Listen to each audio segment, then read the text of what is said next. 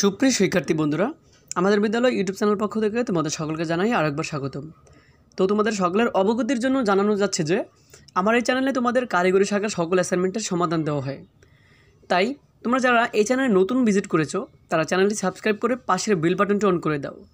কারণ তোমরা যদি পাশের বেল বাটনটি অন করে রাখো তাহলে এর পরবর্তী আমি যে ভিডিও ছাড়বো তার নোটিফিকেশন তুমি সবার আগে পেয়ে যাবা। তো আর কথা না বাড়িয়ে চলো আজকের ভিডিও শুরু করা যাক।